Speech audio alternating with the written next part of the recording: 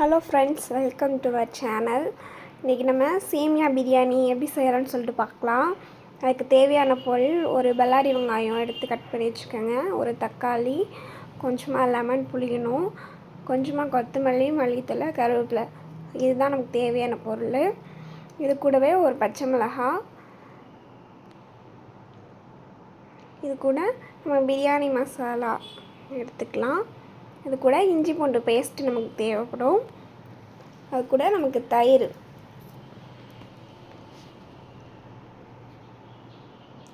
So நம்ம அனில் பிரியாணி சேமியா இந்த இதுதான் நம்ம எடுத்துருக்கோம். இதுலேயும் பிரியாணி மசாலா இருக்கும், அதுவும் நீங்கள் போகிறதா இருந்தால் போட்டுக்கலாம். தனியாக பிரியாணி மசாலா நம்ம வீட்டில் அரைச்சது போகிறதா இருந்தாலும் போட்டுக்கலாம். ஸோ நம்ம பிரியாணி மசாலா வீடியோ நம்ம சேனலில் இருக்குது, பாருங்கள். நம்ம தயிரும் எடுத்து வச்சுக்கலாம். இப்போ எப்படி செய்யுதுன்னு பார்க்கலாம் வாங்க. பேன் வச்சாச்சு. இப்போ எண்ணெயும் சேர்த்தாச்சு.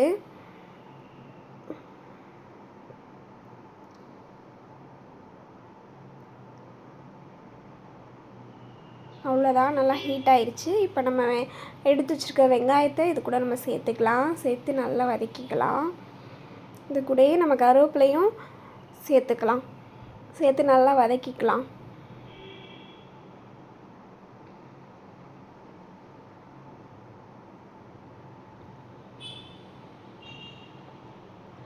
ரொம்ப டேஸ்ட்டாக இருக்கும் இந்த சேமியா பிரியாணி. ஸோ நீங்கள் கண்டிப்பாக இது மாதிரி ட்ரை பண்ணி பாருங்கள் ஒரு தடவையாவது. தினமும் இட்லி, தோசை இந்த மாதிரி செய்யாமல் இதுவும் செஞ்சு பாருங்கள், நல்லாயிருக்கும். இது கூட நம்ம மல்லி, புதினா இதையும் சேர்த்து நல்லா மிக்ஸ் பண்ணிக்கலாம். அதோட பச்சை மிளகாவையும் சேர்த்துக்கலாம். மல்லி, புதினாவை வெங்காயத்தோடு போட்டு வதக்கும்போது நல்லா மணமாக இருக்கும், டேஸ்ட்டாக இருக்கும். பிரியாணி மாதிரி நல்லா வாசமாக இருக்கும். அதுக்காக தான் நம்ம முன்னாடியே போட்டுக்கிறோம். இது கூட நம்ம 2 டேபிள் ஸ்பூன் இஞ்சி பூண்டு பேஸ்ட்டு போட்டு நல்லா பச்சை வடை போகிற வரையும் நல்லா இதை வதக்கி எடுத்துக்கலாம்.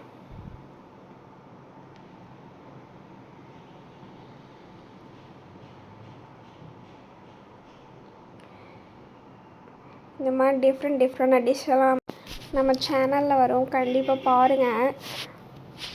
உங்கள் ஃப்ரெண்ட்ஸ் அண்ட் ஃபேமிலி கூடலாம் ஷேர் பண்ணி விடுங்க. இப்போ நல்லா வதங்கிடுச்சு. இது கூட நம்ம எடுத்து வச்சுருக்க தக்காளியை சேர்த்துக்கலாம். சேர்த்து நல்லா வதக்கிக்கலாம்.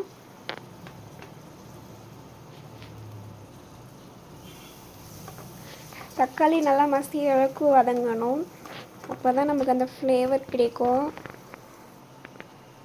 இது கூட நம்ம தேவையான அளவு உப்பு போட்டுக்கலாம். போட்டு நல்லா மிக்ஸ் பண்ணுங்கள். உப்பு போடும்போது தக்காளி, வெங்காயம் எல்லாமே நல்லா மசிஞ்சு வந்துடும். இப்போ நம்ம 1 ஸ்பூன் மிளகாத்தூள் சேர்த்துக்கலாம். சேர்த்து அதையும் நல்லா ஒன்று போல் கிளறி விட்டுடலாம்.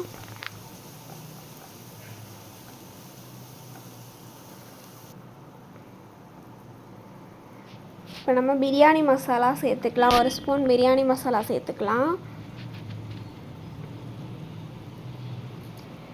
இதையும் நல்லா நம்ம மிக்ஸ் பண்ணி எடுத்துக்கோங்க.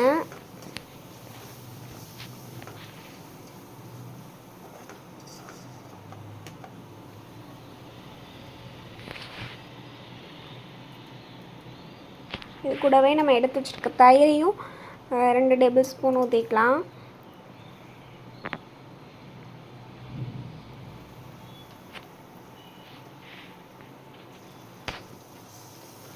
நல்லா அடி பிடிக்காமல் எல்லாத்தையும் ஒன்று போல் மிக்ஸ் பண்ணி விட்டுறலாம்.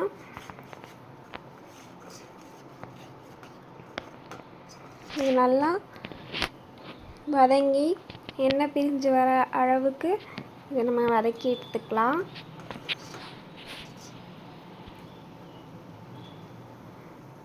அவ்வளோதான், பாருங்கள், நல்லா எண்ணெய் விட்டு பிரிஞ்சு வந்துருச்சு. மசாலாலாம் அடி பிடிக்காத அளவுக்கு நல்லா கிண்டி விட்டுக்கோங்க. பார்க்கும்போதே நல்லா ஃப்ளேவர்ஃபுல்லாக இருக்குல்ல. நம்ம இது கூட ஒரு பாதி லெமன் எடுத்து வச்சுக்கோல்ல, அந்த லெமனை இது கூட நம்ம ஆட் பண்ணிக்கலாம்.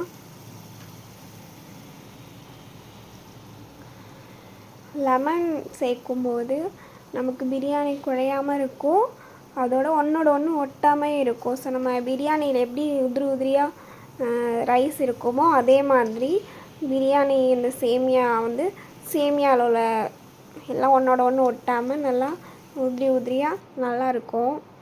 ஸோ இதுக்கு வந்து ஒரு செம்பு தண்ணி ஊற்றிக்கலாம். நான் ஒரு பாக்கெட் ஃபுல்லாக போடுறேன். அதுக்கு நீங்கள் வந்து ஒரு செம்பு ஃபுல்லாக தண்ணி ஊற்றிக்கங்க. உங்களுக்கு எவ்வளோ தேவையோ குவான்டிட்டி எவ்வளோ சேர்க்குறீங்களோ அதுக்கு தகுந்த மாதிரி தண்ணி ஊற்றிக்கலாம். இப்போ நம்ம நல்லா மூடி வச்சாச்சு, நல்லா கொதிக்கட்டும்.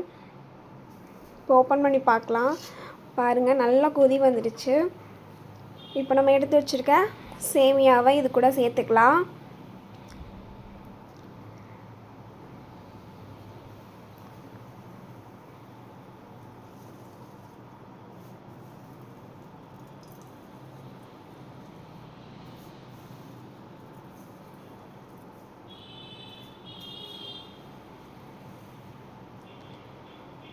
அவ்வளோதான், எல்லாத்தையும் நம்ம சேர்த்தாச்சு. இப்போ எல்லாத்தையும் நல்லா கிண்டி விட்டுக்கலாம்.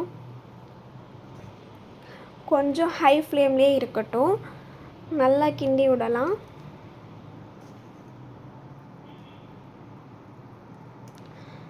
இப்போ நம்ம கொஞ்சம் மல்லித்தூளையை இதுக்கு மேலே தூவி இப்போ அடுப்பை சிம்மில் வச்சுட்டு நம்ம வந்து மூடி வச்சிடலாம்.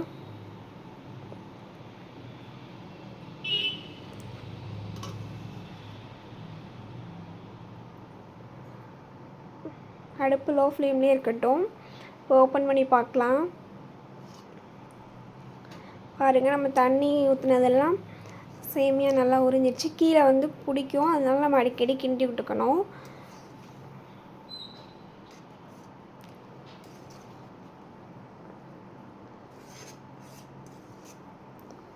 ரொம்பவே டேஸ்ட்டாக இருக்கும். இது சிக்கன் மட்டன் எல்லாத்துலேயுமே செய்யலாம். இதே மெத்தட் தான்.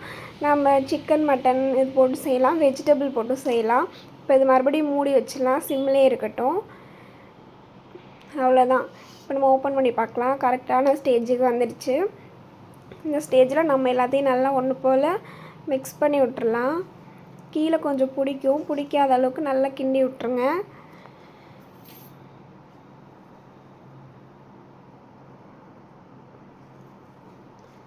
வெஜிடபிள் சேமியாவும் செய்யலாம், சிக்கன் மட்டன் எல்லாத்துலேயுமே, ப்ரான் எல்லாத்துக்கூடையுமே இந்த மாதிரி இதே மெத்தடில் அந்த நான்வெஜ் வெஜ் ரெண்டையுமே போட்டு செஞ்சு பாருங்கள். செம்ம டேஸ்ட்டாக இருக்குது. ஸ்கூல் லன்ச் பாக்ஸுக்கு செய்யலாம், மார்னிங் பிரேக்ஃபாஸ்ட்டுக்கு செய்யலாம், எல்லாத்துக்குமே இது ரொம்ப டேஸ்ட்டாக இருக்கும். இப்போ இதை வந்து மூடி வச்சுட்டா நல்லா புழுங்கி ஆறி வரும். ஆறினதுக்கப்புறமேட்டுக்கு ஒன்றோட ஒன்று ஒட்டாமல் நல்லா உதிரியாக செம்ம டேஸ்ட்டாக இருக்கும். மறக்காமல் சப்ஸ்கிரைப் பண்ணிட்டு உங்கள் ஃப்ரெண்ட்ஸ் அண்ட் ஃபேமிலி கூட ஷேர் பண்ணுங்கள்.